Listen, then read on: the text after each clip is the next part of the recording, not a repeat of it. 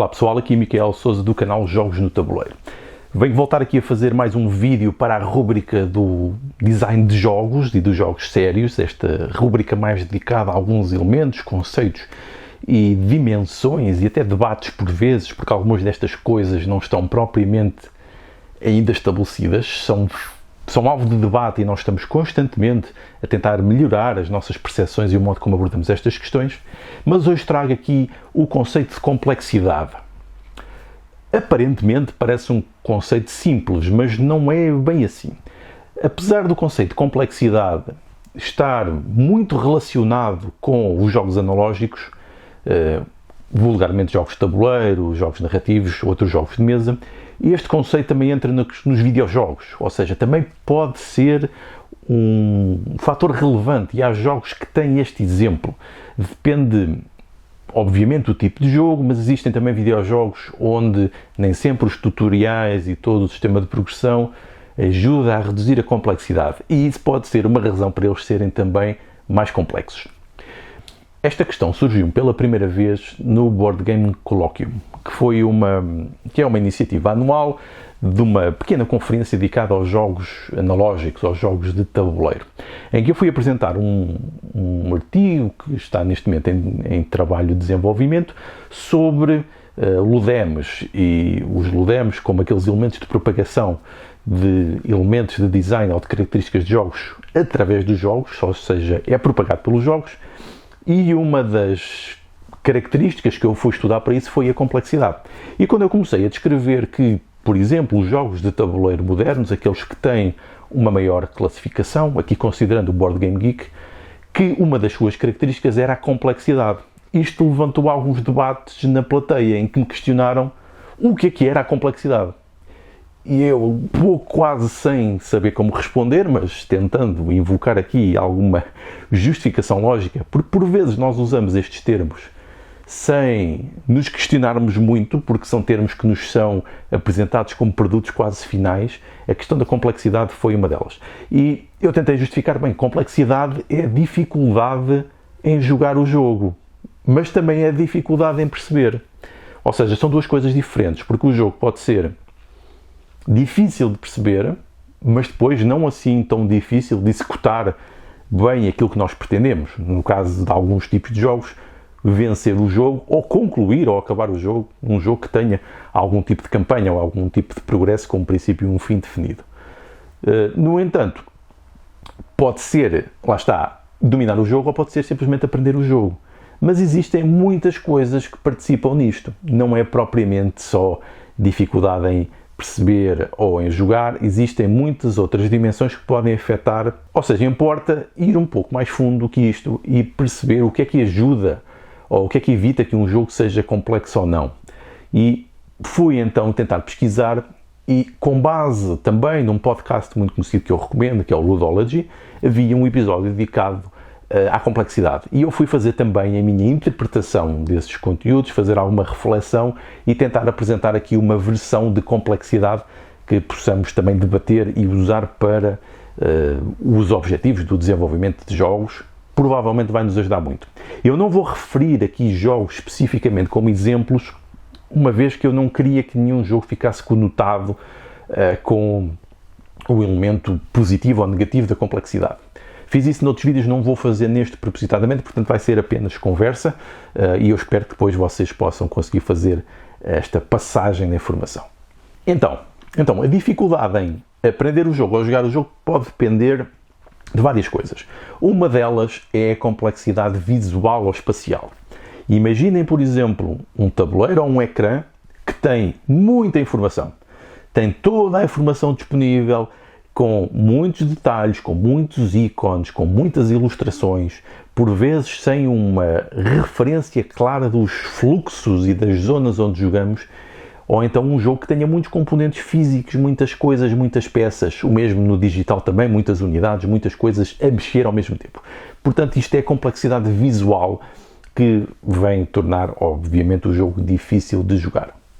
Existem, obviamente, técnicas de redução, de localização das coisas, de de salientar e tentar trazer algumas para os pontos de foco dos jogadores, em que os pontos de foco normalmente é o centro, ou então a proximidade que nós estamos da dita coisa, ou seja, os pontos de atenção, que eu também já falei disso, penso aqui no vídeo. Se não falei, também vou falar mais à frente, num outro que hei de criar para esse efeito, associado também aqui a questões do interface do utilizador e experiência do utilizador. Ou seja, o sítio onde colocamos a informação é importante e o modo como a apresentamos. Se fazemos alguma minimização, pode ajudar também. Complexidade matemática ou lógica. Isto já se refere não tanto a um lado físico, mas a um lado mais abstrato. Ou seja, que nível de carga cognitiva é que o jogo vai exigir? Vamos ter que fazer muitos cálculos, vamos ter que fazer muitas cadeias, muitas operações lógicas de verificação, como algoritmos. Faço isto, faço aquilo, se não faço isto, faço o outro. Vamos ter que criar uma árvore mental, vamos estar muito tempo a considerar as nossas possibilidades, fazer uma análise profunda. Ou seja, o jogo dá-nos todas estas opções, obriga-nos a planear com muitos passos e estar sempre a reformular os nossos planos, e isto, de facto, implica também na complexidade do jogo e o conseguimos dominar ou não. Outra complexidade também está relacionada com as regras ou com as mecânicas. No caso das mecânicas será, ou dos mecanismos, se formos a esse detalhe para os jogos analógicos, que está mais relacionada com os jogos analógicos. No entanto, as mecânicas de jogo podem ser complexas, muitos passos ou muitas coisas para ativar que por vezes não são imediatamente óbvias, tudo aquilo que é necessário fazer para ativar o sistema de jogo, ou então regras que podem ser muito densas, nisso no caso também dos jogos analógicos, longos livros de regras que por vezes não são apresentados de uma forma também mais fácil de compreender, especialmente quando estamos a falar de textos muito densos, sem imagens, sem quebras, sem reduções. Isso vem complicar muito. Depois também a questão dos conceitos que são utilizados. Por vezes os conceitos ou não são sempre os mesmos conceitos, isto causa confusão, ou são conceitos tão únicos que nós temos dificuldade em relacionar o conceito, a palavra, com aquilo ou a forma como é materializada no jogo. Também isto é um problema e está associado a algumas das regras e técnicas para facilitar e criar livros de regras mais simples. Mas o mesmo também acontece quando estamos a fazer a programação, quando estamos a criar o algoritmo, se ele tem muitos passos e se isso depois também acaba por ser tão complexo que temos alguma dificuldade em analisá-lo. Outra complexidade é os estados, o desencadeamento e o desenlace e a resolução do sistema de jogo. Pode ser tão complicado ter tantos passos, nós fazemos uma ação e depois ter que desencadear tantas coisas, tantas ações em cadeia, tantos efeitos diretos e indiretos, que pode ser difícil analisar o estado do jogo. E isto também, se for conjugada com excesso de informação, com mecânicas complicadas, tudo isto vem também ficar difícil. Ou seja, analisar o próprio estado do jogo em movimento, ou seja, todas as sequências, alterações de estado futuras e atuais, pode ser também um grau de complexidade grande. Portanto, estas informações também temos que as simplificar para o utilizador conseguir processar de um modo mais simples. Outro nível de complexidade são, por exemplo, os controladores, no caso dos jogos digitais. Se tem, por exemplo, um comando com muitos botões ou com sítios para movimentar ou para dispor o comando, portanto ele pode ter algum tipo de leitura posicional, isto é complexidade. No caso dos jogos analógicos, é a quantidade de componentes que nós temos para mexer. Os componentes podem ser de difícil execução, ou seja, não saber como os conjugar. Alguns jogos têm algumas peças para encaixar, algumas para montar ou para colocar numa certa posição. Isso pode ser também muito complexo e lá está também associado a todas as outras dimensões. Podem ser, por exemplo, peças também difíceis de manusear, que não se adaptam à ergonomia do jogador, às mãos ou outra parte do corpo que seja necessária para usar no jogo, porque há jogos que também usam outras partes do corpo para além das mãos. Tudo isto contribui também para a complexidade do jogo. Portanto, quando estamos a pensar num jogo, temos de pensar em todas as camadas de complexidade que são sobrepostas, mas todas elas interagem, como vimos, desde a complexidade visual, a complexidade das regras e dos mecanismos que são aplicados, a complexidade dos estados do jogo e que leva também a uma complexidade na necessidade de fazer cálculo matemático e cálculo lógico para compreender tudo isto. Tudo isto gera um nível de complexidade. Se o jogo tiver algum sistema tutorial de explicação que seja tangível, que seja mais concreto, ajuda a reduzir todas estas coisas. No entanto, elas poderão sempre estar lá, mesmo alguns jogos digitais onde têm outros recursos para fazer os processos de tutorial e de progressão no jogo, acabam também por ter algumas destas dificuldades. Não é uma coisa que acontece só nos jogos analógicos, acontece em todos. Normalmente, por isso é que quando nós temos alguém para explicar o jogo, explicando também, por exemplo, a narrativa e o significado das peças ajudam a reduzir também a complexidade, pode ser também uma boa maneira de reduzir muito este nível de entrada e depois ser mais fácil experimentar, e à medida que vamos experimentando e jogando, a complexidade reduz, porque nós aprendemos de uma forma diferente e de uma forma bastante eficiente fazendo. Portanto, ao jogar, vamos aprender e vamos reduzir também a complexidade. Por vezes, o principal problema é colocar as pessoas a jogar e fazer aquela primeira barreira de entrada, saltar aquela etapa inicial. Uma outra forma de complexidade que eu não falei, que normalmente não vem referida nem sequer nesse tal episódio do Ludology que fala dos vários níveis de complexidade, é a interação entre os jogadores. Esta dimensão, que é uma dimensão relacionada com o comportamento humano, pode tornar os jogos muito mais complexos ou até reduzir alguma da complexidade. Normalmente eles ficam mais complexos quando o jogo tem muitas interações entre os jogadores e quando é preciso interpretar quais são as suas intenções naqueles jogos de negociação, de conflito, onde há muita tensão em o que é que vai acontecer no jogo, o que é que vai influenciar.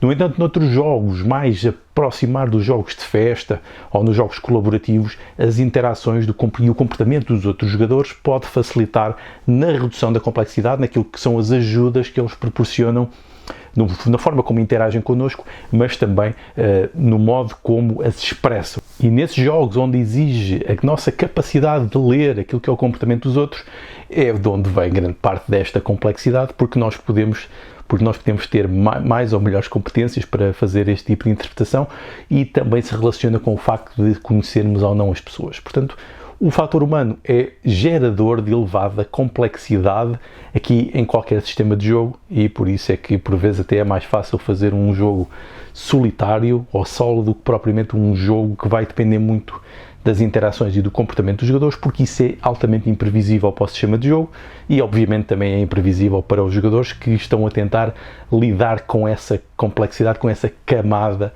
do sistema de jogo. Portanto, são algumas generalidades.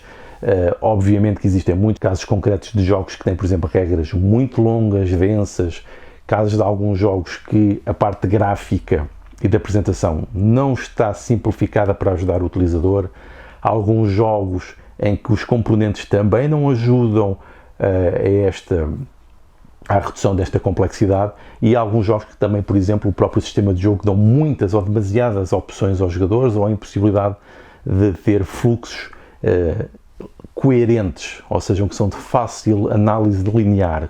Quando temos muita não linearidade, a coisa torna-se também mais complexa. E depois há muitos outros jogos que também fazem isto muito melhor, e à medida que, no caso dos jogos analógicos, nos jogos de tabuleiro, à medida que a indústria se tem vindo a desenvolver, estão a surgir cada vez mais exemplos de bom design gráfico e design de jogos aplicado para reduzir então este nível de complexidade, tendo na mesma jogos profundos, até porque um dos debates costuma ser um jogo bom é um jogo que é fácil de aprender, mas difícil de dominar. Isto também é altamente questionável, depende obviamente dos gostos, e aqui a complexidade também tem o seu papel. Então espero que tenha sido útil, e continuamos aqui no canal a abordar também estes temas mais de design de jogos, também um pouco de filosofia de jogos, para além dos comuns vídeos de tutoriais, análises, unboxings e tops e por aí fora. Portanto, espero que tenha sido útil. Obrigado e adeus!